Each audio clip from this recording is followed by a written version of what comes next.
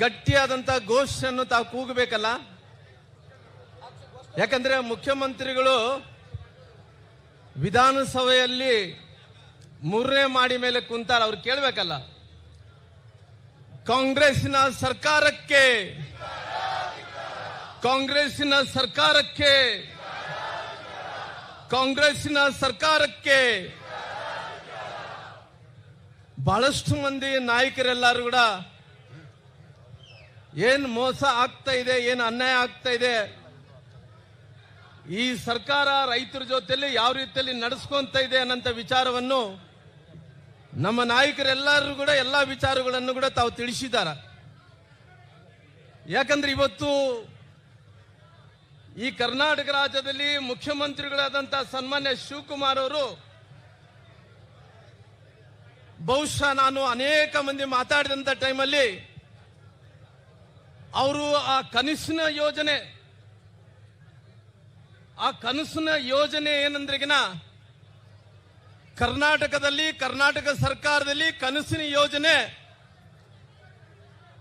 ಅದು ರಿಯಲ್ ಎಸ್ಟೇಟಿನ ಏನು ಬ್ರೋಕರ್ಗಳು ಇದಾರೋ ಅವ್ರಿಗೆ ಆದಾಯ ಮಾಡಿಕೊಂಡಂತ ಯೋಜನೆ ಇವತ್ತು ಸನ್ಮಾನ್ಯ ಮುಖ್ಯಮಂತ್ರಿಗಳು ತಂದಾರ. ಬಹುಶಃ ಇವತ್ತು ನೋಡಿದಂತ ಟೈಮಲ್ಲಿ ಬಿಡದಿಯಲ್ಲಿ ಟೌನ್ಶಿಪ್ ಮಾಡಬೇಕೆಂದೇಳಿ ಏನು ಹೊರಟಿದಾರೋ, ಯಾರಿಗೆ ಎಷ್ಟು ಉಪಯೋಗ ಅನ್ನಂತ ವಿಚಾರ ತಗೊಂಡಂತ ಟೈಮಲ್ಲಿ ಬಿಡದಿ ಟೌನ್ಶಿಪ್ ಅಂತ ಏನು ಮಾಡಕ್ ಹೋಗಿದಾರೋ, ಸರ್ಕಾರಕ್ಕೆ ನನ್ನ ಲಾಭ ಇದೆನಾ, ಇದರಿಂದ ಜನರಿಗೆ ನನ್ನ ಲಾಭ ಇದೆನಾ, ರೈತರಿಗೆ ನನ್ನ ಲಾಭ ಇದೆ ಅಂದ್ರಿಗಿನ ಯಾರಿಗೂ ಕೂಡ ಲಾಭ ಇಲ್ಲ. ಒಂದೇ ಒಂದು ಲಾಭ ಏನಂದ್ರಿಗಿನ ರಿಯಲ್ ಎಸ್ಟೇಟ್ ಬ್ರೋಕರ್ಗಳು ಏನಿದಾರೋ ಅವ್ರಿಗೆ ಮಾತ್ರ ಲಾಭ ಆಗುತ್ತೆ. ಈ ರಾಜ್ಯದಲ್ಲಿದ್ದಂತ ಎಲ್ಲರಿಗೂ ನುಕ್ಸಾನ್ ಆಗುವಂತ ಕೆಲಸ ಇವತ್ತು ಸರ್ಕಾರ ಮಾಡ್ತಾ ಇದೆ. ಬಹುಶಃ ನಾವೆಲ್ಲ ನೋಡಿದೀವಿ ಮುಖ್ಯಮಂತ್ರಿಗಳನ್ನು, ಅನೇಕ ಮುಖ್ಯಮಂತ್ರಿಗಳು ನೋಡಿದಂತ ಟೈಮಲ್ಲಿ ಸನ್ಮಾನ್ಯ ಯಡಿಯೂರಪ್ಪರನ್ನ ನಾವು ಯಾವತ್ತೂ ಕೂಡ ನೆನೆಸ್ತೀವಿ. ಯಡಿಯೂರಪ್ಪರ ಅಂದ ತಕ್ಷಣ ಹುಟ್ಟು ಹೋರಾಟಗಾರ ಅಂತೀವಿ. ರೈತರ ಪರವಾಗಿ ಕೃಷಿ ಬಜೆಟ್ ಅನ್ನು ಕೊಟ್ಟರು ಅಂತ ಹೇಳ್ತೀವಿ ದೇಶದಲ್ಲಿ ಮೊದಲನೇ ಬಾರಿ. ಯಡಿಯೂರಪ್ಪರ ಅಂದ ತಕ್ಷಣ ರೈತರು ಅಂತೇಳಿ ಇವತ್ತು ಕೂಡ ಗುರುತಿಸ್ತಾರ. ಆದ್ರೆ ಈ ಸರ್ಕಾರ ಬಂದ ನಂತರ ಇವತ್ತು ರೈತರನ್ನು ಹೊಟ್ಟೆ ಹೊಡೆಯಂತ ಕೆಲಸ ಈ ಸರ್ಕಾರ ಮಾಡ್ತಾ ಇದೆ. ಬಹುಶಃ ಯಾವುದೇ ಸರ್ಕಾರಗಳು ರೈತರನ್ನು ಹೊಟ್ಟೆಯನ್ನು ಹೊಡೆದ ನಂತರ ಯಾವ ಸರ್ಕಾರಗಳು ಕೂಡ ಉಳಿದಾವನ್ನಂಥದ್ದು ಯೋಚನೆಯನ್ನು ಮಾಡಿ, ಗುಂಡೂರಾವ್ ಸರ್ಕಾರ ಹಿಡ್ಕೊಂಡು ಯಾವ್ಯಾವ ಸರ್ಕಾರಗಳು ರೈತರು ಮುಟ್ತಾರೋ ಅವತ್ತು ಎಲ್ಲ ಸರ್ಕಾರಗಳು ಸತ್ತೋಗ್ತವ. ಇದೇ ರೀತಿಯಲ್ಲಿ ಕಾಂಗ್ರೆಸ್ಸಿನ ಶಿವಕುಮಾರ್ ಸರ್ಕಾರ ರೈತರು ಮುಟ್ಟಿದೆ. ಮುಂದಿನ ದಿನಮಾನಗಳಲ್ಲಿ ಕಾಂಗ್ರೆಸ್ಗೆ ಹುಲಿಗಾಲು ಇಲ್ಲ ಅನ್ನಂತ ಮಾತನ್ನು ತಮ್ಮ ಮೂಲಕ ನಾನು ತಿಳಿಸ್ತೀನಿ. ಯಾಕಂದ್ರೆ ಇವತ್ತು ಬಿಡದಿಯ ಟೌನ್ಶಿಪ್ ಅನ್ನು ನಿಮ್ಮ ಲಾಭಕ್ಕೋಸ್ಕರವಾಗಿ ಎಲ್ಲ ಒಂದು ಕಡೆ ರಿಯಲ್ ಎಸ್ಟೇಟಿನ ಬ್ರೋಕರ್ಗಳ ಸಲುವಾಗಿ ಈ ಯೋಜನೆಯನ್ನು ತರಕ್ ಹೋಗಿದ್ರು. ಬಹುಶಃ ಮುಂದಿನ ದಿನಗಳಲ್ಲಿ ಕೇವಲ ಬಿಡದಿಲ್ಲ ಒಂದೇ ಅಲ್ಲ, ಮುಂದಿನ ದಿನಗಳಲ್ಲಿ ಸದಾಶಿವನ ನಗರದಲ್ಲಿ ತೆಗಿರುವಂತ ಎಲ್ಲ ಖಾಲಿ ಸೈಟ್ಗಳು ಏನಿದಾವ ಆ ಖಾಲಿ ಸೈಟ್ಗಳನ್ನು ಕೂಡ ಅದ್ರ ಮೂಲಕ ಲಾಭ ತಗೊಂತಾರ. ಲಾಭದ ಮೂಲಕ ಸದಾಶಿವದ ನಗರದಲ್ಲಿದ್ದಂತ ಎಲ್ಲ ಖಾಲಿ ಸೈಟ್ಗಳನ್ನು ಖರೀದಿ ಮಾಡಂತ ಕೆಲಸ ಈ ಸರ್ಕಾರದಲ್ಲಿದ್ದಂತ ಎಲ್ಲ ನಾಯಕರು ಮಾಡ್ತಾರ. ಯಾಕಂದ್ರೆ ಅವ್ರಿಗೆ ಏನು ಹಿತದೃಷ್ಟಿ ಇಲ್ಲ. ಅವ್ರಿಗೆ ಈ ರಾಜ್ಯದಲ್ಲಿದ್ದಂತ ರೈತರು ಯಾವ ರೀತಿಯಲ್ಲಿ ಇರಬೇಕು, ಯಾವ ರೀತಿಯಲ್ಲಿ ಸಂತೋಷದಿಂದ ಇರಬೇಕು, ನೆಮ್ಮದಿಯಿಂದ ಇರಬೇಕು ಅಂತೇಳಿ ಅವ್ರಿಗೆ ಯಾವುದೇ ರೀತಿಯಲ್ಲಿ ಉದ್ದೇಶ ಇಲ್ಲ. ಆದ್ರೆ ಇವತ್ತು ಮುಂದಿನ ದಿನಗಳಲ್ಲಿ ಲಾಭ ಪಡ್ಕೋಬೇಕು, ರಿಯಲ್ ಎಸ್ಟೇಟ್ ಬ್ರೋಕರ್ಗಳನ್ನ ಅವ್ರು ಸಮೃದ್ಧಿಯಾಗಿ ಮಾಡಬೇಕು, ಹಣದ ಮೂಲಕ ಮುತ್ತೆ ಅಧಿಕಾರಕ್ಕೆ ಬರಬೇಕು, ರೈತರ ಮೇಲೆ ಬೆನ್ನಿಗೆ ಚೂರು ಹಾಕಬೇಕನ್ನಂತ ಕೆಲಸ ಇವತ್ತು ಈ ಸರ್ಕಾರ ಮಾಡಕ್ ಹೊರಟಿದೆ, ಸರ್ಕಾರ ಮಾಡಕ್ ಹೋಗಿದೆ. ಬಹುಶಃ ಇದರಿಂದ ಯಾರಿಗೆ ಎಷ್ಟು ಲಾಭ ಆಗುತ್ತೇನೋ ಗೊತ್ತಿಲ್ಲ, ಇದರಿಂದ ಯಾರಿಗೆ ಎಷ್ಟು ಲಾಭ ಆಗುತ್ತೇನೋ ಗೊತ್ತಿಲ್ಲ. ಆಗ್ಲಿ ಕಾಂಗ್ರೆಸ್ ಪಾರ್ಟಿಗೆ ಮಾತ್ರ ಎಲ್ಲ ರೀತಿಯಲ್ಲಿ ಕೂಡ ರೈತರಿಗೆ ನಷ್ಟ ಮಾಡ್ತಾರ. ಕಾಂಗ್ರೆಸ್ನ ಹೈಕಮಾಂಡ್ಗೆ ಅವ್ರಿಗೆ ದೇಣಿಗೆಯನ್ನು ಕೊಡುವಂತ ಕೆಲಸ ಮಾಡ್ತಾರ, ರೈತರನ್ನು ಹೊಟ್ಟಾಡುವಂತ ಕೆಲಸ ಮಾಡ್ತಾರ. ಕಾಂಗ್ರೆಸ್ ನಾಯಕರು, ಕಾಂಗ್ರೆಸ್ಸಿನ ಪಾರ್ಟಿ ಅದನ್ನು ಹೊಟ್ಟೆ ತುಂಬಿಸ್ಕೊಂಡಂತ ಕೆಲಸ ಇವತ್ತು ಕಾಂಗ್ರೆಸ್ ಪಾರ್ಟಿ ಮಾಡುತ್ತೆ. ಇವತ್ತು ನಾನು ಕೇಳ್ತೀನಿ, ಸ್ವಾಮಿ ಮುಖ್ಯಮಂತ್ರಿಗಳೇ, ಇವತ್ತು ಬಿಡದಿ ಅನ್ನಂತ ಪ್ರದೇಶದಲ್ಲಿ ಫಲವತ್ತಾದಂತ ಭೂಮಿಗಳಿದಾವ. ಅಲ್ಲಿ ಬಂಗಾರ ಹಾಕಿದ್ರೆ ಬಂಗಾರ ಬೆಳೀತತೆ, ಯಾವ್ದು ಹಾಕಿದ್ರೆ ಅದು ಬೆಳೆಯುವಂತ ಶಕ್ತಿ ಇರುವಂತ, ಎಲ್ಲ ರೀತಿಯಲ್ಲಿ ಶಕ್ತಿ ಇರುವಂತ ಭೂಮಿ ಅದು ಬಿಡದಿ ಪ್ರಾಂತದಲ್ಲಿ ಇರುವಂತಹ ಭೂಮಿ. ಆದ್ರೆ ನಾನು ಕೇಳ್ತೀನಿ, ಇವತ್ತು ನೀವು ಕೊಡ್ತಾ ಇರುವಂತ ಕೋಡೆ ಕಾಸಿನ ಕಿಮ್ಮತ್ತದಿಂದ ರೈತರು ಇವತ್ತು ಪರಿಹಾರವನ್ನು ತಗೊಂಡ ನಂತರ ಅವ್ರ ಪರಿಸ್ಥಿತಿ ಏನು? ರೈತರ ಮುಂದಿನ ದಿನಗಳಲ್ಲಿ ರೈತರು ಯಾವ ರೀತಿ ಅವ್ರು ಹೊಟ್ಟೆ ತುಂಬಿಸ್ಕೊಂತಾರ, ಅದ್ರ ಬಗ್ಗೆ ಕೂಡ ತಾವು ಉತ್ತರ ಹೇಳಬೇಕಲ್ಲ. ಪರಿಹಾರ ಹಣವನ್ನು ಕೊಡ್ತೀರಿ, ಪರಿಹಾರ ಹಣ ಎಷ್ಟು ದಿನ ಇರ್ತದೆ? ತಾವು ಕೊಡಂತ ಪರಿಹಾರನ ಶಾಶ್ವತ ಇರ್ತದೇನು? ಶಾಶ್ವತ ಇರಕ್ ಸಾಧ್ಯ ಇಲ್ಲ. ನಾಳೆ ಮಕ್ಕಳ ಪರಿಸ್ಥಿತಿ ಏನು? ಅವ್ರ ಕುಟುಂಬಗಳಿದ್ದಂತ ಅಣ್ಣ ತಮ್ಮಂದಿರ ಪರಿಸ್ಥಿತಿ ಏನು? ಭೂಮಿ ಅಂತ ತಾವು ಕಸ್ಕೊಂತೀರಿ, ಪರಿಹಾರ ಕೊಡ್ತೀರಿ. ಎಷ್ಟು ಕೊಡ್ತೀರಿ? ಅಷ್ಟು ಕೊಡ್ತೀರಿ. ಕೊಟ್ಟ ಮೇಲೆ ಏನ್ ಮಾಡ್ಬೇಕು? ಹಣ ಮುಗಿದೋಗುತ್ತೆ. ಆಮೇಲೆ ಸನ್ಮಾನ್ಯ ಮುಖ್ಯಮಂತ್ರಿಗಳೇ, ನಾನು ತಮಗೆ ಕೇಳ್ತೀನಿ, ರೈತರ ಹಣ ಪರಿಹಾರವನ್ನು ಸ್ವಲ್ಪ ಕೊಟ್ಟ ನಂತರ, ಅದು ಮುಗಿದ ನಂತರ ನಿಮ್ಮ ಕಾಂಗ್ರೆಸ್ ನಾಯಕರ ಮನೆಯಲ್ಲಿ ಅವ್ರು ಎಲ್ಲ ರೈತರೆಲ್ಲರೂ ಕೂಡ ಕಸ ಬಳಿಬೇಕೇನು? ಇಲ್ಲದೆ ಬಂಡೆ ಸಾಮಾನು ತೊಳಿಬೇಕಾ? ಹೇಳ್ರಲ್ಲ, ಈ ಮಾತು ಉತ್ತರ ಕೊಡ್ರಿಲ್ಲ. ಇವತ್ತು ರೈತರ ಪರಿಸ್ಥಿತಿ ಏನಾಗಿದೆ ನೋಡ್ರಿ. ಈ ಸರ್ಕಾರ ಬಂದ ನಂತರ ಸುಮ್ಮನೆ ಪುಳ್ಳ ಭರವಸೆಗಳನ್ನು ಕೊಟ್ಟು ಎಲ್ಲಾ ರೀತಿಯಲ್ಲಿ ಕೂಡ ರೈತರಿಗೆ ಬೆನ್ನಿಗೆ ಚೂರ ಹಾಕುವಂತ ಕೆಲಸ ಯಾವ ಸರ್ಕಾರಗಳು ಮಾಡಿಲ್ಲ. ಇವತ್ತು ಕಾಂಗ್ರೆಸ್ ಪಾರ್ಟಿ ರೈತರಿಗೆ ಬೆನ್ನಿಗೆ ಚೂರ ಹಾಕುವಂತ ಕೆಲಸ ಇವತ್ತು ಕಾಂಗ್ರೆಸ್ ಪಾರ್ಟಿ ಮಾಡ್ತಾ ಇದೆ. ಇವತ್ತು ರೈತರದ ಪರಿಸ್ಥಿತಿ, ಕೃಷಿ ಜಮೀನು ಫಲವತ್ತಾದಂತ ಜಮೀನು ತಾವು ಕಸ್ಕೊಂಡ ನಂತರ ಅವ್ರು ಎಲ್ಲಿ ಹೋಗ್ಬೇಕು? ಇವತ್ತು ಎಲ್ಲಿ ಹುಡುಕೊಂತ ಹೋಗ್ಬೇಕು ಹೇಳ್ರಲ್ಲ? ಅವ್ರ ಜೀವನ ಅಂತ ಹಾಳಾಗ್ಬಿಡ್ತದೆ.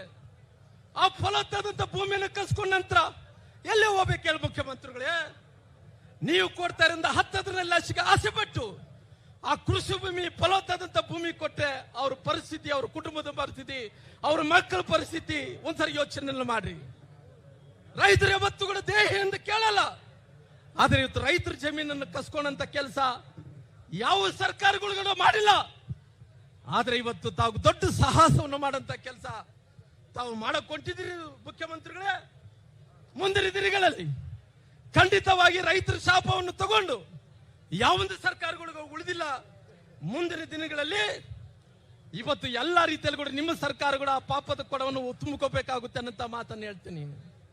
ಆದ್ರೆ ಈ ಸರ್ಕಾರಕ್ಕೆ ನಾನು ಕೇಳ್ತೀನಿ, ಇವತ್ತು ತಲಾಂತರದಿಂದ ಬಂದಂತ ಆಸ್ತಿ, ತಾತ ಮುತ್ತಾತಗಳು ಎಲ್ಲರೂ ಕೂಡ ಮಕ್ಕಳ ಸಲುವಾಗಿ, ಮೊಮ್ಮಕ್ಕಳ ಸಲುವಾಗಿ ಉಳಿಸಿದಂತ ಆಸ್ತಿಯನ್ನು ತಾವು ಕಸ್ಕೊಂಡೋಗಿ ಕೊಂಡಿದಿರಲ್ಲ. ರೈತರು ನಂಬಿರೋಂಥದ್ದು, ಇಡೀ ರಾಜ್ಯದಲ್ಲಿ ಇದ್ದಂತ ರೈತರು ನಂಬಿರೋದು ಭೂಮಿಯನ್ನು ಬಿಟ್ರೆ ಯಾವುದು ಏನು ಗೊತ್ತಿಲ್ಲ. ರೈತರು ನಂಬಿರೋಂಥದ್ದು ಕೃಷಿ ಭೂಮಿ, ಕೃಷಿಯ ಭೂಮಿಯನ್ನು ನಂಬಿದ್ರೆ ಅವ್ರಿಗೇನು ಗೊತ್ತಿಲ್ಲ. ರೈತರು ನಂಬಿರೋದಂತರು ರೈತರು ನಂಬಿರೋಂಥದ್ದು ಇವತ್ತು ಹಸುರು ಎಲ್ಲೆಲ್ಲಿರ್ತಾರ ಅದ್ರ ನಂಬಿಕೊಂಡು ಇವತ್ತು ಜೀವನ ಮಾಡಂತ ಜನರು ಅದ್ರ ಕಸ್ಕೊಳಕ ತಾವೇನು ಹೊರಟಿದ್ರು. ಮುಂದಿನ ದಿನಗಳಲ್ಲಿ ರೈತರ ಮಕ್ಕಳು ಬೀದಿಗೆ ನಿಲ್ಸಂತ ಕೆಲಸ ಈ ಸರ್ಕಾರ ಮಾಡ್ತಾರೆ. ರೈತರ ಮಕ್ಕಳನ್ನು ಬೀದಿಗೆ ನಿಲ್ಸಂತ ಮಾಡ್ತದೆ. ರೈತರ ಮಕ್ಕಳನ್ನು, ರೈತರ ಕುಟುಂಬಗಳನ್ನು ಬೂಡಬೇಲು ಮಾಡುವಂತ ಕೆಲಸ ಸರ್ಕಾರ ಮಾಡ್ತಾ ಇದೆ. ಅದಕ್ಕೋಸ್ಕರವಾಗಿ ಮುಂದಿನ ದಿನಗಳಲ್ಲಿ ಈ ರಿಯಲ್ ಎಸ್ಟೇಟ್ ಉದ್ಯಮಿಗಳನ್ನು ಬೆಳೆಸಬೇಕಂದೇಳಿ ರೈತರ ಜಮೀನನ್ನು ಕಸ್ಕೊಂತ ಇದ್ರು. ಈ ಸರ್ಕಾರಕ್ಕೆ ಧಿಕ್ಕಾರವನ್ನು ಕೊಡುವಂತ ಕೆಲಸ ಕೂಡ ಆಗಬೇಕಾಗಿದೆ. ಈ ಫಲವತ್ತಾದಂತ ಭೂಮಿಯನ್ನು ಕಸ್ಕೊಂತ ಇದ್ರ. ನಾನು ಮುಖ್ಯಮಂತ್ರಿಗಳಿಗೆ ಕೇಳ್ತೀನಿ, ಸ್ವಾಮಿ ನೀವು ಟೌನ್ಶಿಪ್ ಮಾಡಬೇಕಾದ್ರಿಗಿನ ಬಿಡದಿ ಭೂಮಿ ಬೇಕಾ ನಿಮ್ಗೆ? ನಾವೆಲ್ಲರೂ ಕೂಡ ಬಹಳಷ್ಟು ಮಂದಿ ಕಲ್ಯಾಣ ಕರ್ನಾಟಕದಿಂದ ಬಂದಂತವ್ರು, ಹೈದರಾಬಾದ್ ಕರ್ನಾಟಕದಿಂದ ಬಂದಂತವ್ರು. ಅಲ್ಲೆಲ್ಲ ಕೂಡ ಇವತ್ತು ಫಲವತ್ತಾದಂತ ಭೂಮಿ ಇಲ್ಲ, ಅಲ್ಲೆಲ್ಲ ಕೂಡ ಬರಡು ಭೂಮಿಗಳಿದ್ದಾವ. ನಿಮ್ಮ ತಾಕತ್ತಿದ್ರೆ ಕಲ್ಯಾಣ ಕರ್ನಾಟಕದಲ್ಲಿ ಅಭಿವೃದ್ಧಿ ಮಾಡ್ರಿ ಸ್ವಾಮಿ, ಕಲ್ಯಾಣ ಕರ್ನಾಟಕ ಅಭಿವೃದ್ಧಿ ಮಾಡ್ರಿ. ಇಲ್ಲೇ ಅಭಿವೃದ್ಧಿ ಮಾಡ್ಬೇಕಾ ತಾವು? ಫಲವತ್ತಾದಂತ ಭೂಮಿಯನ್ನು ಕಸ್ಕೋಬೇಕಾ ತಾವು?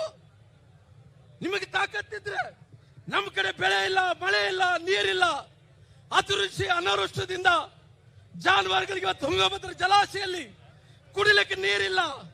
ನಮ್ಮ ರೈತರೆಲ್ಲರೂ ಕೂಡ 2 ಬೆಳೆಗೆ ನೀರು ಸಿಗ್ಬೇಕಾದಂತದ್ದು ಇವತ್ತು ಒಂದು ಬೆಳೆ ಕೂಡ ನೀರು ಸಿಗ್ತಾ ಇಲ್ಲ.